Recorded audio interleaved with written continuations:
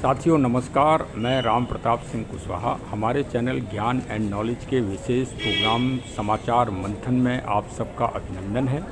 ये नवंबर माह चल रहा है और जो 60 वर्ष के ऊपर हो गया है तो वो रिटायर हो गया है। जीवन से नहीं लेकिन सर्विस से रिटायर हो जाता है तो उसको साल में एक बार ट्रेजरी ऑफिस कोषागार जाना पड़ता है।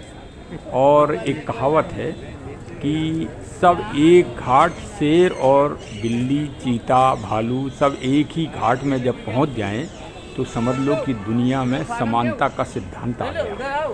तो ट्रेजरी ऑफिस में नवंबर माह में अपने आप को जीवित दिखाने के लिए बड़े बड़े दिग्गज, बड़े बड़े सूरमा जिनका कभी नाम रहा है सरकारी विभागों में, वो सब जो है अपनी मौजूदगी के लिए पहुंचते हैं कि हाँ भाई, मान लो कि हम जिंदा हैं, सरकार साहब, सरकार बहादुर, हम जिंदा हैं, अभी हमने इस दुनिया को नहीं छोड़ा है।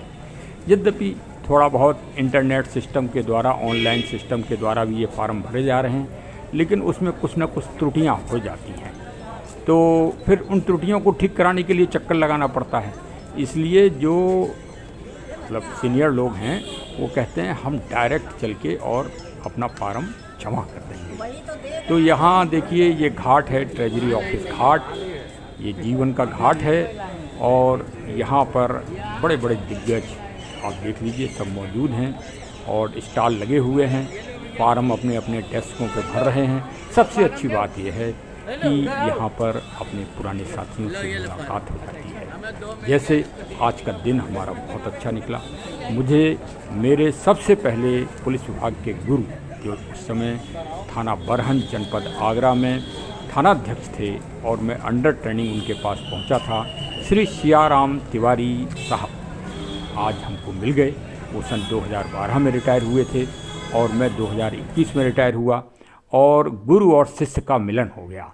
कहाँ पर? ट्रेजरी ऑफिस में। तो देखिए, हमारी तो शुभकामनाएं हैं कि आप भी सरकारी सेवा में आइए और इस ट्रेजरी विभाग का ये सुख पाइए। हाँ, और सहयोगात्मक रवैया रहता है ट्रेजरी अधिकारियों का, बड़ा ही अच्छा व्यवहार है और बहुत अच्छे सिस्टम से वो सहूलियत देके और सभी वृद्ध या सरकारी कर्मचारियों का काम करते हैं। इसके लिए वो धन्यवाद के पात्र हैं। सरकार की अच्छी योजना है, लेकिन फिर भी और थोड़ा ये सरल होना चाहिए, क्योंकि बहुत लोग बुजुर्ग भी हो जाते हैं, चलने फिरने में असमर्थ होते हैं, अतः इस पर एक बार मंथन अवश्य होना ही चाहिए। लेकिन फिर ये लगता है कि सब काम अगर ऑनलाइन से हो जाएगा तो फिर पूज्य सियाराम तिवारी ऐसे गुरु कैसे मिल पाएंगे, ये भी एक बात है। और अगर सामाजिकता को बरकरार रखना है, इस दुनिया में जिंदा रखना है, तो इस प्रकार के समारोह, इस प्रकार के मंचन होना ज़रूरी है। ऑनलाइन बहुत अच्छा सिस्टम है, लेकिन उसमें सामूहिकता नहीं है। एक बार आप भी मंथन करिए, एक बार आप भी विचारण करिए और भाई जो नहीं है सरकारी सेवा में, वो सरकारी सेवा पद प्राप्त करने के लिए प्रयास करिए। चपरासी से लेके, सिपाही जी से लेके, दरोगा जी से लेके कप्तान साहब और सभी साहब, जितने भी कलेक्टर साहब, तहसीलदार साहब, सभी इस घाट में आ जाते हैं। तो चलिए भाई, बहुत अच्छा आज का समाचार मंथन यही है। और एक और समाचार मंथन है कि आज माननीय सर्वोच्च न्यायालय ने जो है आतिशबाजी के ऊपर अपना निर्णय दिया है। वास्तव में हाँ, अगर आतिशबाजी इतनी ही घातक है तो जिस दिन दीपावली हो या जिस दिन पर्यावरण दिवस हो, भाई पर्यावरण दिवस तो सरकारी की है क्योंकि संयुक्त राष्ट्र संघ ने मनाया है, उस दिन कोई भी जज साहब और कोई भी माननीय न्यायाधीश और कोई भी सरकारी कर्मचारी किसी भी वाहन से नहीं चलेंगे और एसी में नहीं बैठेंगे।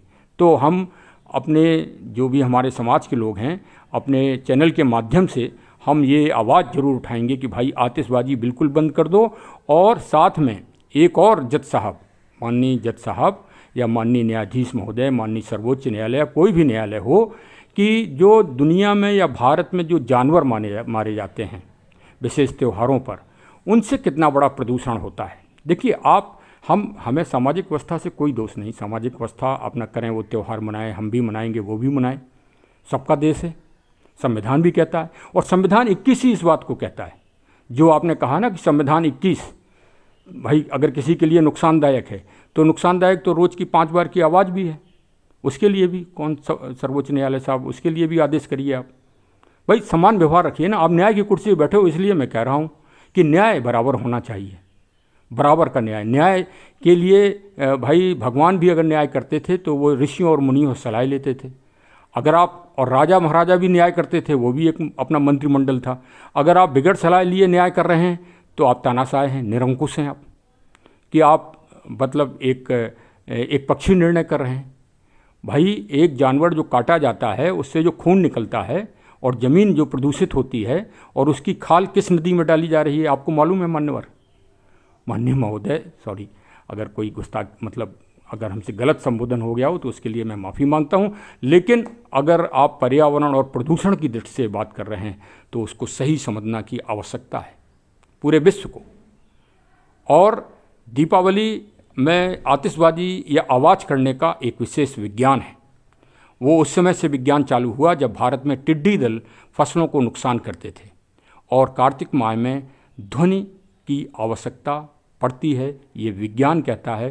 क्योंकि आप विज्ञान के सहारे अगर बात करेंगे तो भालू सो गया है, छिपकली घुस गई है, मेढक दीवार में घुस गया है, तो क्या आदमी नहीं घुस सकता है? लेकिन आदमी को घुसे नहीं अपने खो में और बाहर काम करे, उसके लिए उसको ऊर्जा की आवश्यकता है। तो आतिशबाजी और गाने और ढोल मजीरों से व्यक्ति को ऊर्जा मिलती है। माननीय महोदय साहब सुधार करें अपने निर्णय में, एक पक्षी निर्णय ना करें जनता के लिए, क्योंकि सब आप पे विश्वास करते हैं, सब आपके आदेशों का पालन करते हैं। इस देश में कोई भी समाज, चाहे हिंदू हो, चाहे मुस्लिम हो, चाहे सिख हो, चाहे ईसाई हो, माननीय सर्वोच्च न्यायालय को सम्मान देता है और इज्जत करता है और आदेश का पालन करता है। कानून तो बहुत सारे बनते रहते हैं संसद में, लेकिन माननीय सर्वोच्च न्यायालय के आदेश की एक अलग गरिमा है। और अब तो माननीय सर्वोच्च न्यायालय की आँख खुल गई है।